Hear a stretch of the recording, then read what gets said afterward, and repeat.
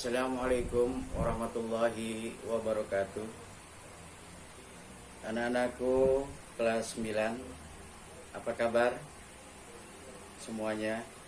Semoga kalian dalam keadaan sehat walafiat dan dalam keadaan tidak kekurangan suatu apapun serta dalam lindungan Allah Subhanahu wa taala. Jangan lupa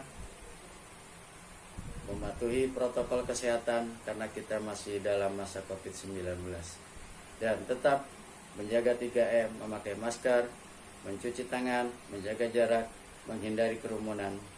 Tetap semangat walau belajar dari jarak jauh. Sebelum kita memulai materi lanjutan yang sebelumnya, atau terlebih dahulu, mari kita berdoa dengan membaca basmalah. Bismillahirrahmanirrahim. Kita lanjutkan materi kita yang lalu. Dampak negatif daripada penerapan bioteknologi. Pada bab yang lalu atau sebelumnya, kalian telah mengetahui manfaat bioteknologi dalam bidang makanan. Selain dalam bidang makanan, bioteknologi juga dapat dimanfaatkan dalam bidang pertanian, peternakan, kedokteran, dan lingkungan. Meskipun bioteknologi dapat dimanfaatkan dalam berbagai bidang, bioteknologi juga dapat menimbulkan dampak negatif di berbagai bidang. Nah, bagaimana dampak negatif dari bioteknologi? Untuk mengenal dampak bioteknologi tersebut, coba kerjakan terlebih dahulu. Ada beberapa kegiatan di dalam gambar tersebut.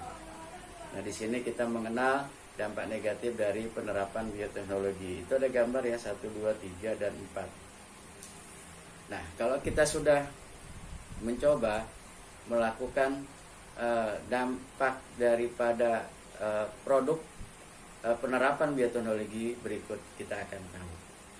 Nah, berdasarkan kalian telah simak tadi, atau kalian ketahui, kalian telah mengetahui dampak negatif dari penerapan bioteknologi. Penerapan bioteknologi dapat menimbulkan dampak negatif dalam berbagai bidang seperti bidang lingkungan, kesehatan, dan sosial ekonomi. Nah, untuk memperdalam pengetahuan mengenai dampak negatif penerapan bioteknologi, kita memang harus mengetahui materi apa untuk selanjutnya. Satu, dampak negatif di bidang lingkungan. Organisme transgenik merupakan organisme yang susunan gen dalam kromosomnya telah diubah. Oleh karena itu, organisme tersebut mempunyai sifat yang menguntungkan sesuai dengan yang dikehendaki. Apabila organisme transgenik tidak dikelola dengan baik, dapat mencemari keanekaragaman gen di lingkungan alami, atau dapat merusak plasma nutfah. Sebagai contoh, tanaman yang tahan terhadap beberapa herbisida. Ketika jagung transgenik ini ditanam di lahan alami, maka serbuk sari dapat membawa gen jagung transgenik dan menyerbuki jagung alami. Kondisi ini membuat gen-gen jagung alam terkontaminasi dengan gen-gen dari tanaman jagung transgenik. Selain itu, penemuan organisme transgenik tersebut menimbulkan kecenderungan masyarakat untuk membudidayakan organisme yang seragam. Akibatnya, organisme lokal, bukan organisme transgenik, makin tersingkir dan langka di lingkungan. Kondisi seperti itu dapat menimbulkan hilangnya plasma nutfah lokal alami. Oleh karena itu, pembudidayaan organisme transgenik dapat mengakibatkan punahnya makhluk hidup dalam suatu ekosistem. Penggunaan tanaman transgenik juga dapat menimbulkan munculnya hama baru yang lebih kuat daripada hama sebelumnya, sehingga akan mengganggu keseimbangan ekosistem.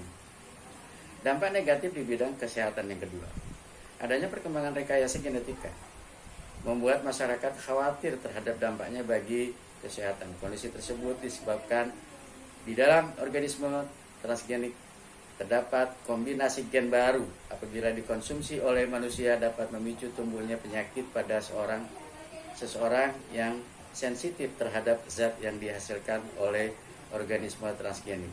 Salah satu penyakit yang ditimbulkan apabila mengonsumsi organisme transgenik yaitu alergi. Sebagai contoh, hasil penelitian terhadap tanaman kedelai transgenik yang mengandung gen dari kacang Brasil dapat memicu timbulnya reaksi alergi.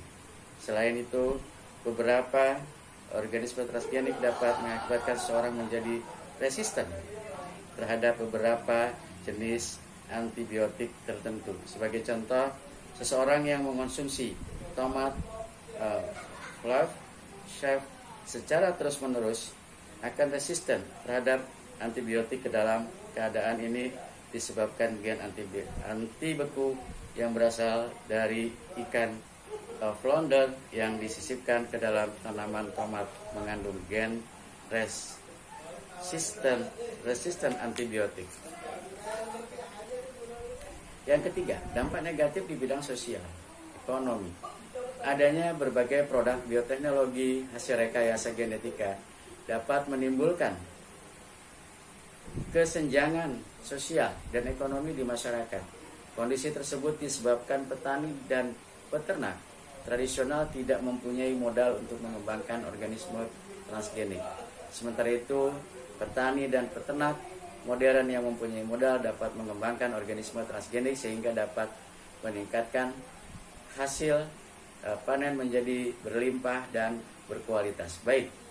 Dan inilah yang mengakibatkan petani dan peternak tradisional kalah bersaing dengan petani dan peternak modern dalam pemasaran hasil pertanian. Oleh karena itu, dapat menimbulkan kerugian besar bagi petani dan peternak tradisional. Apabila keadaan tersebut terus berlanjut, dapat mengakibatkan kesenjangan perekonomian yang makin besar. Selain itu juga dapat menimbulkan banyak petani dan peternak tradisional kehilangan mata pencaharian. Kalian telah mengetahui beberapa dampak negatif dari beberapa bioteknologi. Selain dampak di atas, masih terdapat banyak dampak negatif dari penerapan bioteknologi. Untuk memperluas pemahaman kalian mengenai dampak tersebut, kita mencari tahu selanjutnya. Untuk selanjutnya, kemarin barangkali kalian saya pegang pegangan guru. Nah, ini ada uji kompetensi 2 halaman 161 sampai akhir ya sayang, sampai pada penilaian harian. Kalian kerjakan di buku kalian, nanti kalian langsung saja kerjakan, sewaktu-waktu akan saya lihat. Sebelum kita mengakhiri materi kita kali ini, sebelum masuk pada bab 8 tentang partikel penyusun materi dan penggunaannya dalam kehidupan sehari-hari, kita mengucapkan alhamdulillahirabbil alamin. Sekali lagi, anak-anakku sekalian, jaga jarak, jaga kesehatan, hindarkan dari kerumunan. Billahi taufiq wal hidayah, walakum minkum, wassalamualaikum warahmatullahi wabarakatuh.